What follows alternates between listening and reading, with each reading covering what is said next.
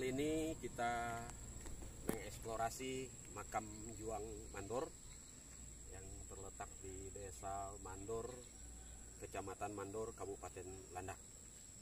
Ini adalah makam para pejuang dan hampir seluruh rakyat Indonesia yang dibunuh oleh tentara Jepang pada awal-awal kemerdekaan negara Republik Indonesia. Seperti apa bentuknya makam Juang ini? Mari kita ke dalam.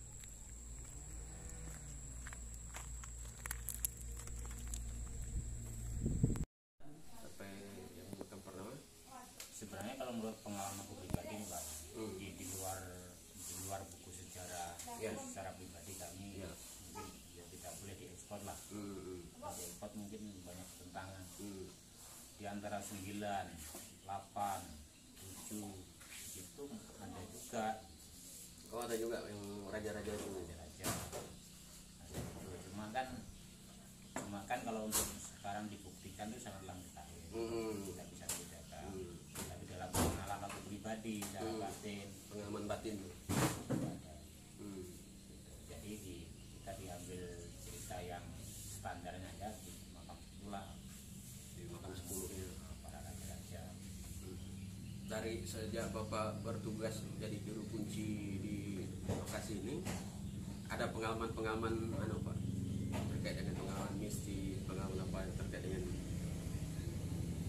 makam ini? Itu aku kalau bercerita begini Pak, badanku Merinding benar ada.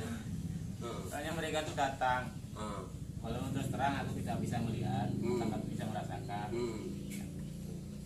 Dan lagi aku memang sudah berjanji ke mereka, aku tidak mau di saat aku ronda malam tidak mau dilihatkan secara aku tidak sanggup. Akan tetapi ibarat begini Pak, ini saat aku lukiskan, ya kan Bapak ngantongi ini ibarat ya kan, logika lah, Bapak ngantongi korek. Aku tahu Bapak yang ngantongi Bapak itu korek, tapi warnanya apa saya tidak tahu. Nah, ibarat seperti itu. Begitu juga di sana. Aku paham. Yang di sana tuh yang model orangnya yang dibunuh itu paham. Tapi aku tidak bisa melihat secara nyata ini begini. Nah, aku tidak mau. Takut. Tapi aku paham. Jadi kadang-kadang terasa juga ya kalau pas sedang patroli di lokasi itu terasa. Apa yang biasa mereka kalau ketika dia komunikasi dengan Bapak orang-orang itu? Dia minta doakan kah atau apa kah? Yang jelas begitu Pak. Jadi di sini kan berbagai macam suku agama. Seharusnya mungkin dari suku Dayak atau atas intinya kan sama. Intinya Berdoakan. mendoakan kan itu. Kan banyak juga ibaratnya tuh arwah yang tersiksa seperti itu. Katakanlah seperti itu. Baik orang Islam, baik orang manapun lah seperti itu. Cuma sangat sayang sekali orang-orang zaman sekarang ini, apalagi musim-musim ngetrennya YouTuber, itulah buat kesenangan, buat Jadi untuk main-main aja. Gitu Pak. Itu saya sangat menyayangkan. Bahkan ada juga yang menarik barang ini, barang itu. Tapi semua itu memang banyak yang dapat ini dan itu. Tapi bagi aku pribadiku sendiri itu bohong. Bohongnya begini Pak, lain dengan misalkan berhari-hari atau mungkin dapat amanah atau mungkin masih ada titisan keturunan mau menyerahkan barang ini, mungkin aku percaya.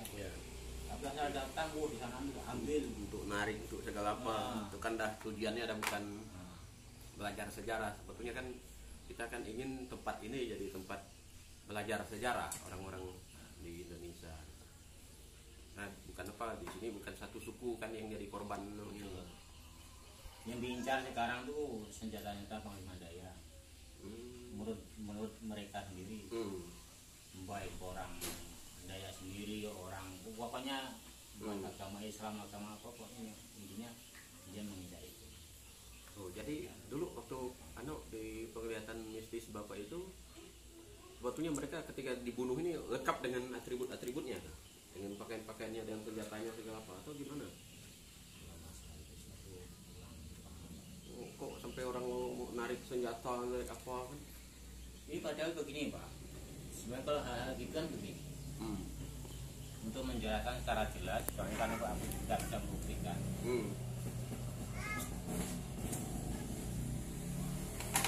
Ini aku beri contoh aja begini, yang lebih gamblangnya.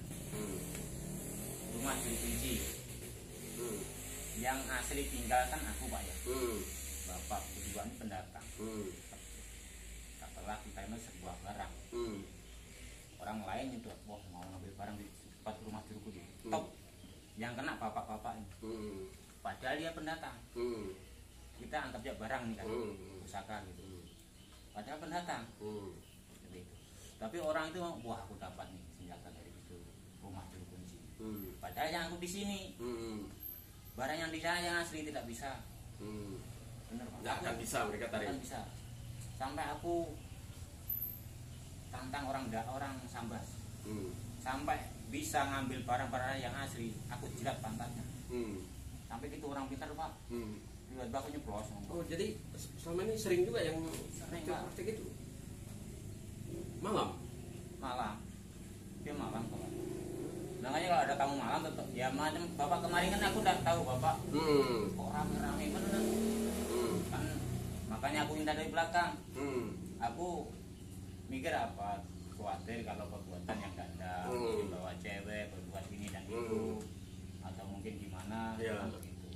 Ketemu dengan bapak cuma hanya ini ya kan, tidak begitu anu kan begitu. Ya, begitu.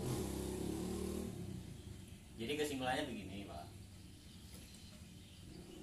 kesimpulannya begini, sejahat apapun rumah pasti ada penunggu, ya kan? Logikanya gitu.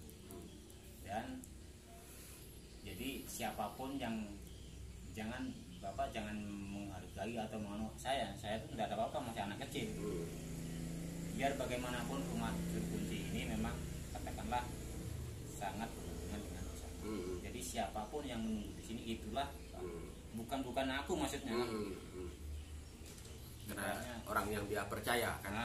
Keramatnya jurukunci.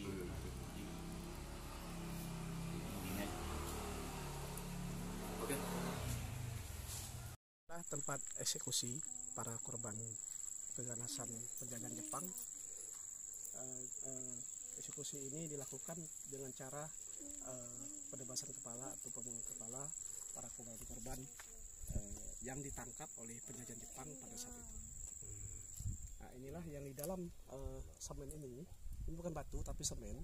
Di dalamnya ini ada sebuah palung kayu sekitar diameter panjangnya 2 meter, lebarnya sekitar ada 30 cm.